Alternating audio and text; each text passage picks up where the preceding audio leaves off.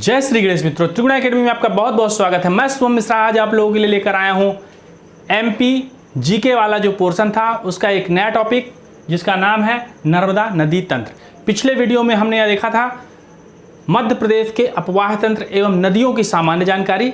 आज हम स्पेशली नर्मदा नदी तंत्र पर मित्रों बात करेंगे। तो वीडियो में आगे बढ़ने से पहले आप हमारे यूट्यूब चैनल को सब्सक्राइब करें और बेल आइकन के बटन को बस दबाएं जिससे हमारी आगे आने वाली वीडियो आप तक पहुंचती रहे। तो चलिए मित्रों वीडियो स्टार्ट करते हैं। हाँ तो मित्रों, अब इस टॉपिक में आगे बढ़ने के लिए सबसे पहले हमें पता होना चाहिए कि हमारे क्वेश्चन कैसे फ्रेम होंगे या क्वेश्चन कैसे बनाए जाएंगे। तो जैसा कि ये प्री की क्लास है तो आप देख रहे हैं इसमें कैसे कैसे प्रश्न उठेंगे। मैं आपसे पहले क्वेश्चन डिस्कस करता हूँ।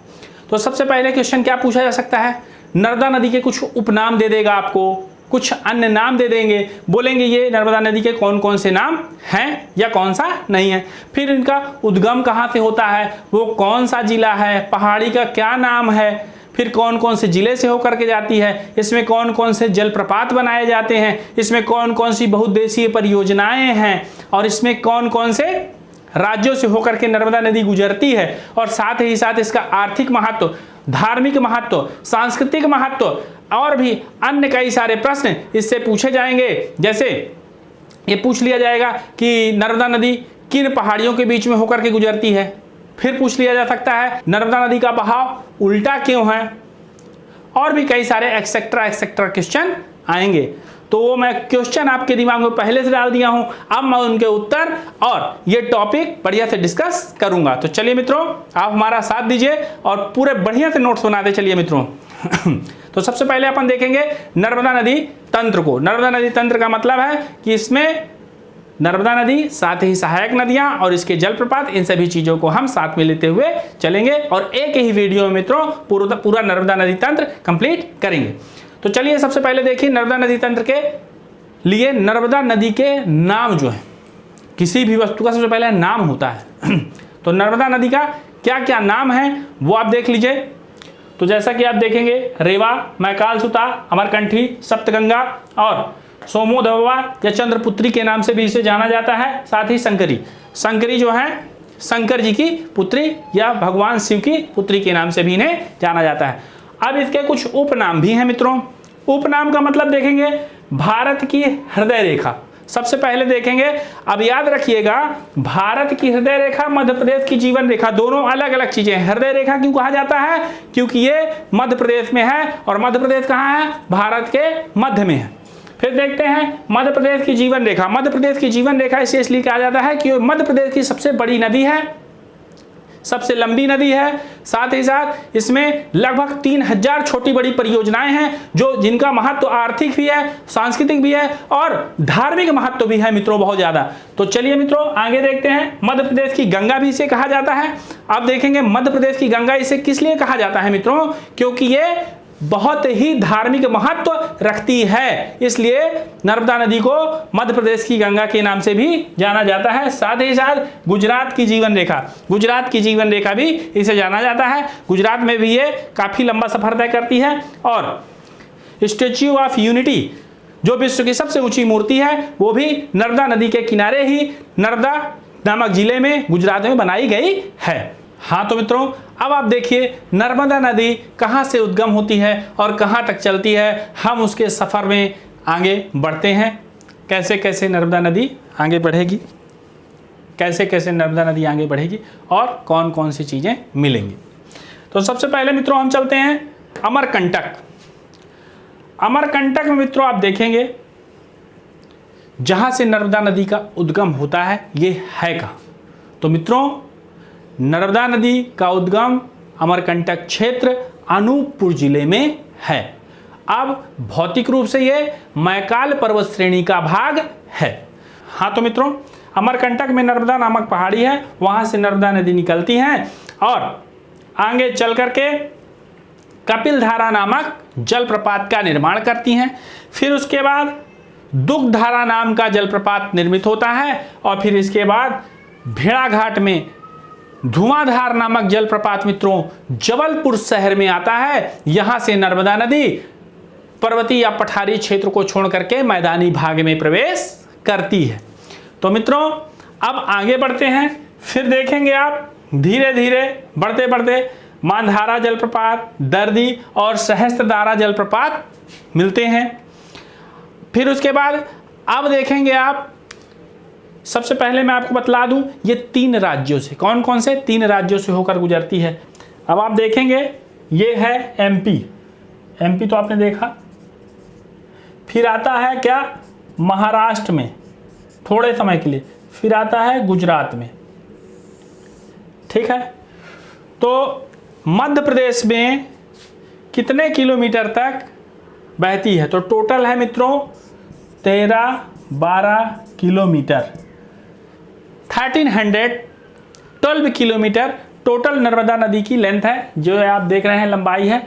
फिर उसके बाद एमपी में कितना बहती है मित्रों, तो 1077 किलोमीटर। फिर आप देखेंगे महाराष्ट्र में कितना बहती है मित्रों,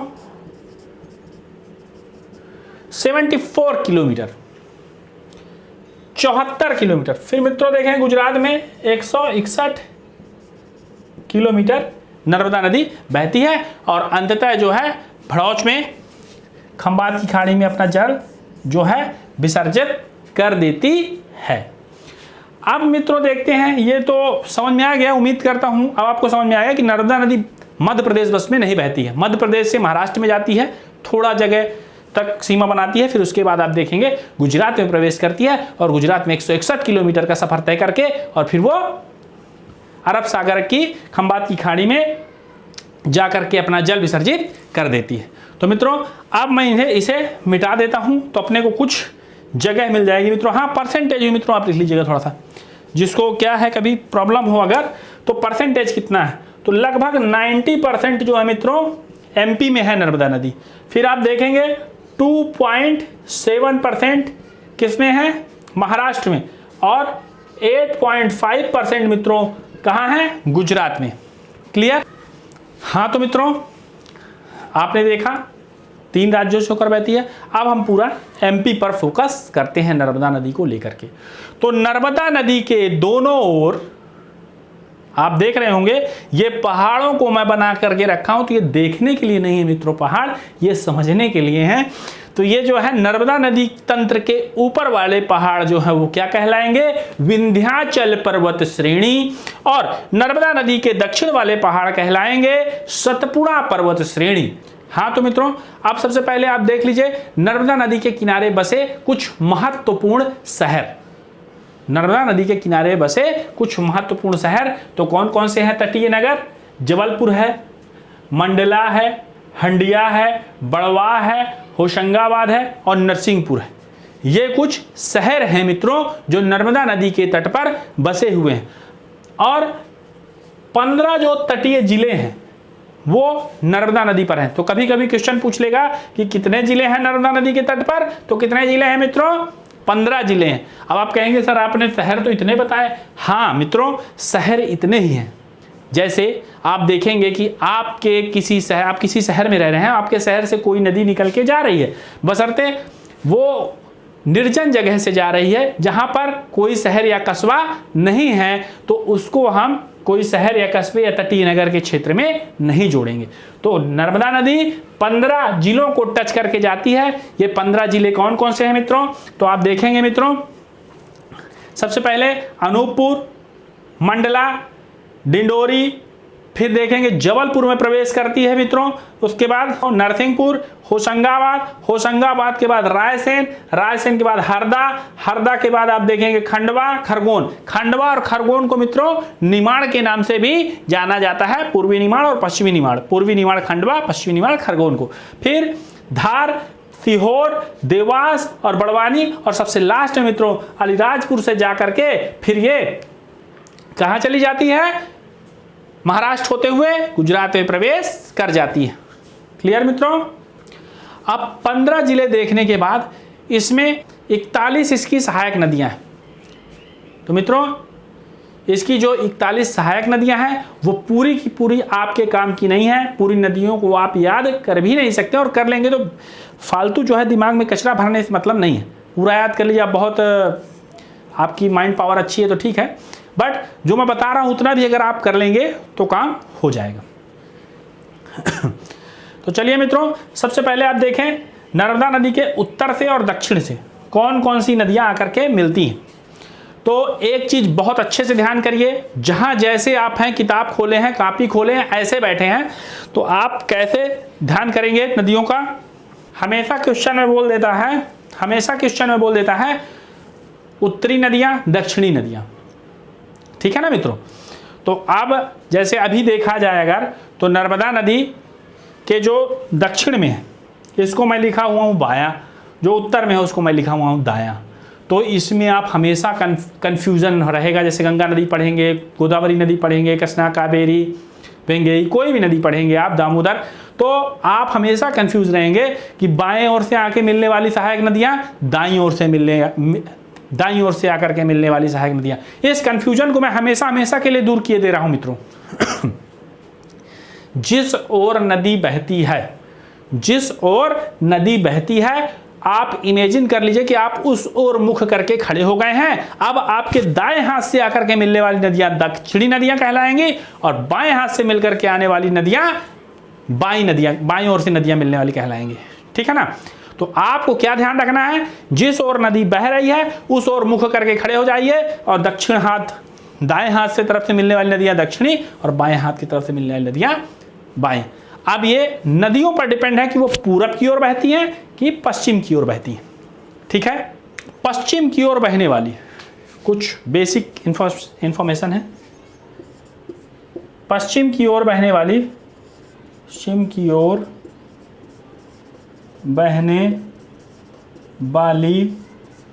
सबसे बड़ी नदी है। 3 नदियां आप देखेंगे पश्चिम की ओर कौन कौन सी नदियां बहती हैं। 3 नदियां पश्चिम की ओर बहती हैं। कौन कौन सी? नर्मदा, ताप्ती, माही, ठीक है मित्रों, क्लियर। उनमें से नर्मदा की तो हम बात कर रहे हैं। अब बात किया जाए नर्मदा नदी जो है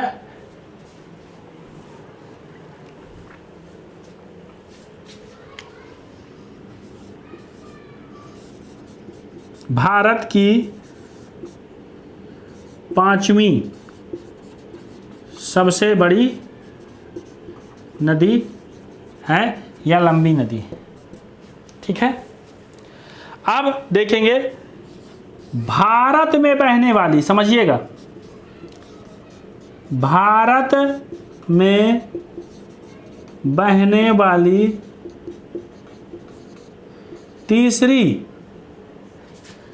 थर्ड लार्जेस्ट, तीसरी सबसे बड़ी नदी है, ठीक है मित्रों। तो पहली कौन सी है? गोदावरी,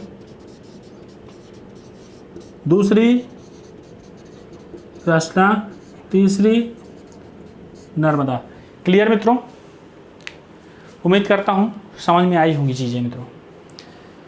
इसको लिख लीजिए मित्रों जल्दी, क्योंकि अब मैं जो है इनको मिटाना चाहता हूं। जगह का अभाव है मित्रों, बहुत सारी चीजें अभी कंप्लीट करनी है, ठीक है। नर्मदा नदी देखिए, जो आपने अगर स्क्रीनशॉट लिया होगा तो नर्मदा कुंड की ऊंचाई मैं बताना भूल गया था आपको मित्रों, 1051 फीट की ऊंचाई है इनकी, ठीक है ना। अब देखिए मित्रों, कुछ महत्वपूर्ण सहायक नदियां हैं, उनको देख लेते हैं। कौन कौन सी महत्वपूर्ण सहायक नदियां हैं? 41 पूरब से पश्चिम नदी बह रही है नर्मदा नदी। तो आप किधर खड़े हो जाइए, ऐसे हाथ करके खड़े हो जाइए, तो ये दक्षिण की ओर से। हालांकि बेसिकली अगर देखा जाए तो है वो उत्तर, पर ये दाएं से और ये बाईं ओर से। दाईं ओर से मिलने वाली नदियां, बाईं ओर से मिलने वाली नदियां, ठीक है, क्लियर। तो इसमें कितनी नदियाँ आकर के मिलती हैं? 19 नदी। और इसमें कितनी आकर के मिलती हैं? 22 नदी। ऐसे ऐसे ऐसे ऐसे, ठीक है, क्लियर। 19 नदियां दाईं ओर से आकर के मिलती हैं, 22 नदियां बाईं ओर से जाकर के मिलती हैं। अब सभी नदियों को अब देखेंगे, आप सभी नदियों को याद करना नहीं है, आप परेशान हो जाएंगे। कुछ को याद करिए। हाँ, एक बार अगर आप अपनी नज़रों से गुजार लेंगे, एक बार अगर आप अपनी नज़रों से गुजार लेंगे नदियों को, तो ऑप्शन में अगर आएगा कि भैया ये नदी है कि नहीं है, तो ऑब्वियसली आप मार देंगे, ठीक। बट याद नहीं करना है, ठीक है। तो चलिए मैं लिख दे रहा हूँ सारी नदियों को, अब आप जो है बढ़िया से याद करिएगा मित्रों। तो देखिए दाईं ओर से सबसे पहले लिख रहा हूँ मित्रों,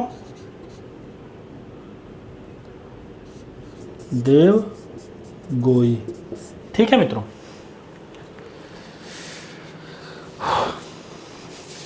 मित्रों देख लीजिए, लिख लीजिए या स्क्रीनशॉट ले लीजिए, जो आपको सही लगे। मैं तो कहता हूँ लिख ही लीजिए, पॉज कर करके एक ही बार में निपटा लीजिए इसको। ऑप्शन जब आएगा तो ऑप्शन के हिसाब से क्वेश्चन सही किए जा सकते हैं कुछ, अगर आपको पता है तो। चलिए मैं आपको बता देता हूँ कौन कौन सी इंपॉर्टेंट है जिनको याद करना ही करना है मित्रों। हाँ तो मित्रों, मैं आपको बताना चाहता हूँ कि कौन कौन सी नदियाँ आपको दिमाग में होनी ही चाहिए। तो ये देखिए, दाईं ओर से मिलने वाली गार, कमार, फिर आप देखेंगे मान, फिर हथनी, हिरण, ठीक है ना, चोरल, बारना, चोरल, बारना, तंदोनी। इतनी नदियां मित्रों आपको याद होनी ही चाहिए, ठीक है। देखिए आप, गार और कमार याद हो, फिर चोरल, तंदोनी, बारना, फिर कहाँ गया, विराज तो है, मान और हथनी और हिरण। इतनी नदियां आपको पता होनी चाहिए। साथ ही साथ ये भी ध्यान रखना मित्रों कि ये दक्षिण ओर से, मतलब दाईं ओर से मिलने वाली नदियां हैं ये, ठीक है। अब बाईं ओर से मिलने वाली नदियों मित्रों क्या याद करना है?